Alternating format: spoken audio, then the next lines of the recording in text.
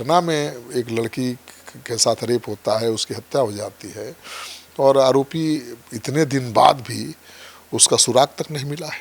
और शुरू से ही पुलिस जो है इस पूरे मामले में ढिलाई दे रही है। पुलिस ने तो बहुत चूक की है शुरू में भी, लेकिन जांच एजेंसियों के जांच के बावजूद भी अगर कोई नतीजा नहीं निकल पा रहा है तो चिंता बढ़ने वाली बात है। नीट छात्रा रेप मौत केस, जांच अधिकारी कर रहे हैं आरोपी की पैरवी, पीड़िता के परिवार पर बना रहे दबाव।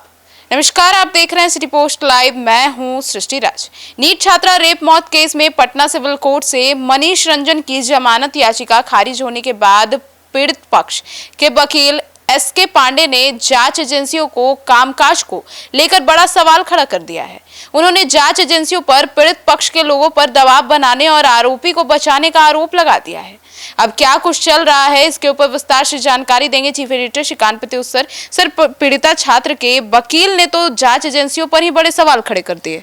देखिए, पहले तो पीड़ित जो छात्रा है अब तो इस दुनिया में रही नहीं, उसके परिजनों ने भी आरोप लगाया था, पुलिस जांच पर उंगली उठाई थी और अब सीबीआई जांच हो रही है तो भी वो उंगली उठा रहे हैं। तो परिजन तो आरोप शुरू से लगा रहे हैं कि जांच निष्पक्ष नहीं हो रही है। आरोपी को पकड़ने की बजाय उनकी घेराबंदी की जा रही है, उनके ऊपर दबाव बनाया जा रहा है, उनको ही आरोपी की तरह ट्रीट किया जा रहा है। अब पीड़ित पक्ष के वकील एसके पांडे ने भी बड़ा आरोप लगा दिया है और उन्होंने कहा कि पुलिस और जांच एजेंसियां तथ्यों को छुपाते हुए जनता में भ्रम फैला रही हैं। इन लोगों ने पहले ही डिसाइड कर रखा है कि इस केस में असली गुनहगारों को बचाना है और मुलजिमों को क्लीन चिट देनी है। इन लोगों ने अदालत में खुल्लम खुल्ला कहा है कि मनीष रंजन को जमानत दे दी जाए। पांडे ने कहा कि उनके नॉलेज में तो नहीं है कि इस तरीके से कोई जांच अधिकारी मुलजिम की पैरवी करता हो या कभी किया है, ये भी नहीं मुझे पता है। इस केस में पूरी तरह से लीपापोती करने की कोशिश की जा रही है। सीबीआई भी बिहार पुलिस और एसआईटी के नक्शे कदम पर चल रही है। जानबूझकर मृतक परिवार को परेशान किया जा रहा है। उन्होंने जांच एजेंसियों पर मृतक परिवार से पूछताछ में कानूनी मर्यादा का पालन नहीं किए जाने का आरोप लगाए हैं। अब उनका कहना है कि ये तो पहला केस है जिसमें पुलिस आरोपी को जमानत दिलवाना चाहती है, ठीक है ना, आरोपी को राहत दिलवाना चाहती है। पुलिस कोर्ट में कई बार कह चुकी है, जांच एजेंसी भी कह चुकी है कि नहीं, उसे मनीष रंजन की कोई ज़रूरत नहीं है, रिमांड की ज़रूरत नहीं है। तो वकील को शक हो रहा है कि भाई जो मेन अभियुक्त है मनीष रंजन, उसको क्यों रिमांड पर नहीं लेना चाहती है पुलिस और जांच एजेंसियाँ, क्यों उससे पूछताछ नहीं करना चाहती हैं, क्यों उसके बेल की मुखालफत करने के बजाय उसके बेल देने की मांग कर रही है।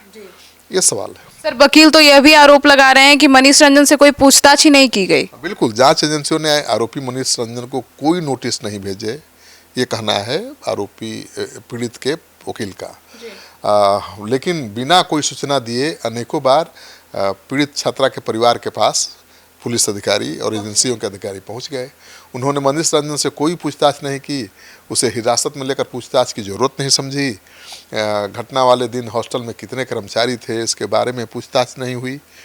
हॉस्टल में खाना कौन बनाता था, गार्डन कौन था और वार्डन कौन था, और हॉस्टल के कितने कर्मचारी थे, हॉस्टल में कितनी बच्चियों को रखा जाता था, घटना के समय कितनी बच्चियां हॉस्टल में मौजूद थीं। इन सारी बातों के बारे में पूछताछ होनी चाहिए थी, लेकिन पुलिस और जांच एजेंसियां नहीं कर रही हैं। बगैर नोटिस दिए जांच एजेंसियां मृतक परिवार से पूछताछ करने पहुंच जा रही है। बिना लिखित सब प्रक्रिया पूरी की जा रही है। उन्हें प्रताड़ित करना या जांच के नाम पर उनके ऊपर ही दबाव बनाना है। तो अब तो वकील आरोप लगा रहे हैं, पहले तो परिवार आरोप लगा रहा था, तो समझ में बात आ सकती थी कि भाई न्याय मिलने में देर हो रही है, इसलिए परिवार कोई भी आरोप लगा सकता है। लेकिन अब तो वकील तो पढ़ा लिखा वकील है, कानून का दांव पे समझते हैं और वो जांच एजेंसियों पर आरोप लगा रहे हैं तो बात गंभीर हो जाती है। जी सर, बात गंभीर है क्योंकि पहले उसके परिजन आरोप लगा रहे थे, अब वकील भी शामिल हो गए। बिल्कुल, अच्छा, पीड़ित छात्रा के परिजन पुलिस जांच पर तो शुरू से ही सवाल उठाते रहे हैं। उनका आरोप है कि पुलिस उनके साथ आरोपी की तरह बर्ताव कर रही है। पुलिस असली गुनहगार को पकड़ने की बजाय उनके ऊपर ही शक कर रही है।